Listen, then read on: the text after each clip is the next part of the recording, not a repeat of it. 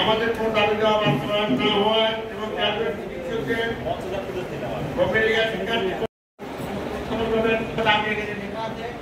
তারপর আপনাদের প্রত্যেকের কাছে আমরা একটা করে কাগজ পাঠিয়ে দেবো, সেই অনুযায়ী আপনারা আমাকে পরামর্শ প্রদান করবেন। আমরা একটা আশা করি আমাদের চারটা দাবির মধ্যে ভাই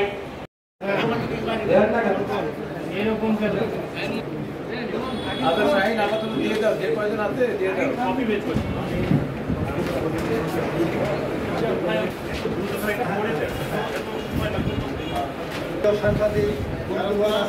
অনুমোদিত বাংলাদেশ রাষ্ট্রীয় চিকিৎসা অনুষদ নিয়ন্ত্রিত Bangladesh medical and dental council স্বীকৃত 4.5 বছর একাডেমিক 6 মাস ইন্টার্নশিপ মেয়াদী মেডিকেল ডিপ্লোমাধারী মেডিকেল অ্যাসিস্ট্যান্ট স্কুল ম্যাথস 1971 সালে যুদ্ধ বিধ্বস্ত স্বাধীন বাংলাদেশের জনগণের মৌলিক অধিকার চিকিৎসা সেবা নিশ্চিত করার লক্ষ্যে বাংলাদেশ ও নেদারল্যান্ড সরকারের যৌথ সহায়তায় 1976 সালে মেডিকেল অ্যাসিস্ট্যান্ট ট্রেনিং স্কুল যা ম্যাথস নামে চালু করা হয়।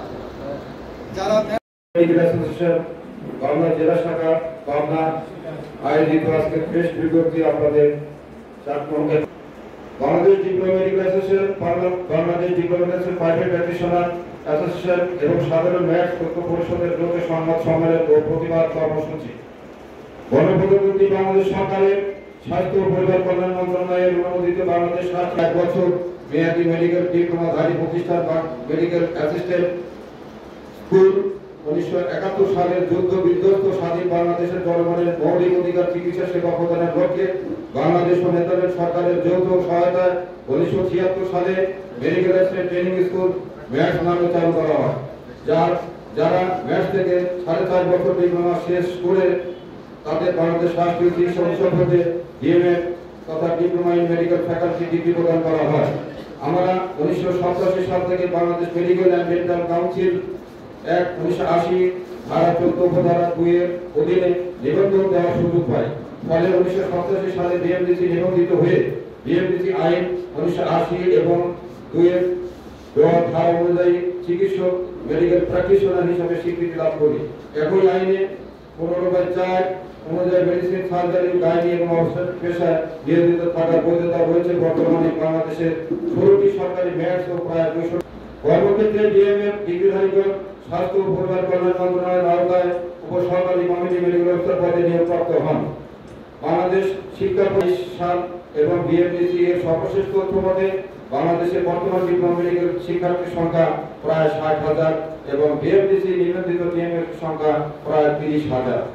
স্বাস্থ্য ও পরিবার কল্যাণ মন্ত্রণালয়ের হিসাব অনুযায়ী প্রায় 5,500 ডিপ্লোমা চিকিৎসকগণ উপসরকারি কমিউনিটি মেডিকেল অফিসার পদে উপজেলা স্বাস্থ্য কমপ্লেক্স ও ইউনিয়ন উপস্বাস্থ্য কেন্দ্র ও ইউনিয়ন স্বাস্থ্য ও পরিবার কল্যাণ কেন্দ্রে সহ জেলা সদর হাসপাতালে কর্মরত আছেন।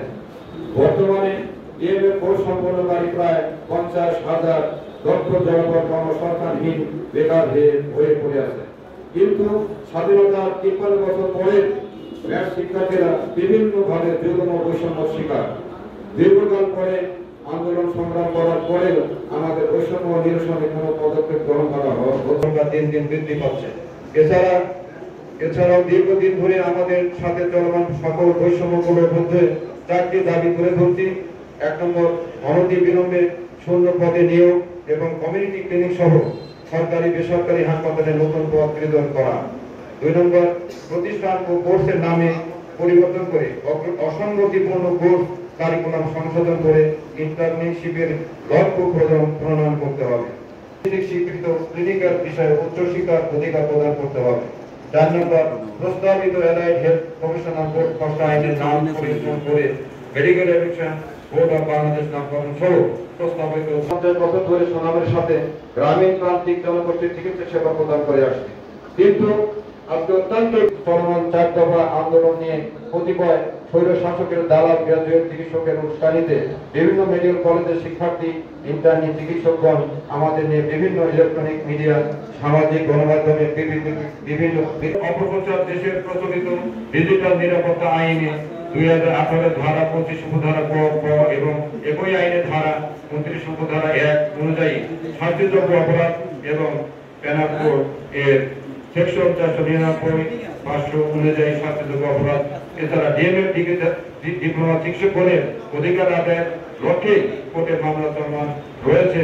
কোর্টের চলমান রায়কে প্রভাবিত করার লক্ষ্যে মেডিকেল শিক্ষার্থীদের কর্মবিরতি কর্মসূচি, সভা সমাবেশ একদিকে দেশের বিচার বিভাগের স্বাধীনতা বিরোধী এবং আপনাদের মাধ্যমে দেশের জনগণের কাছে আকাঙ্ক্ষা 2 বৈষম্যহীন বাংলাদেশ গড়ার প্রত্যয়ে জুলাই 24 বিপ্লব সংঘটিত হলেও মেয়াদ শিক্ষার্থীদের দীর্ঘদিনের এই বৈষম্য অবসানের লক্ষ্যে আমরা দীর্ঘকাল আন্দোলন সংগ্রাম করে আসছি।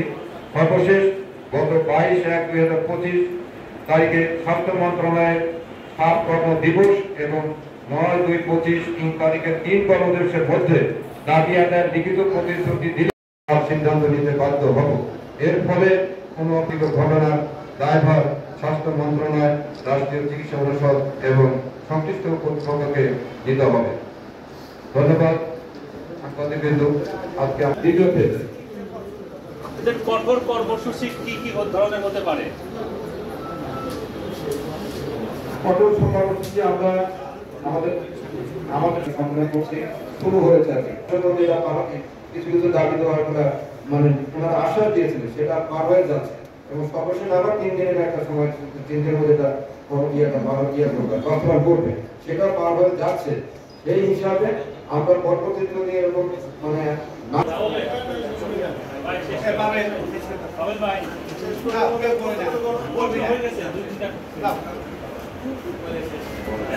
লিখিত আকারে এবং মৌখিকভাবে 2 ভাবে এখানে বিভিন্ন ইলেকট্রনিক স্পিচ মিডিয়ার সাংবাদিকরা আছে। আশা রাখি প্রত্যেকেই তাদের স্ব মিডিয়াতে এটা উপস্থাপন করবে। আপনাদেরকে ধন্যবাদ, অশেষ ধন্যবাদ প্রেস ক্লাবে আসার জন্য। সবাইকে ধন্যবাদ জানিয়ে আমাদের আজকে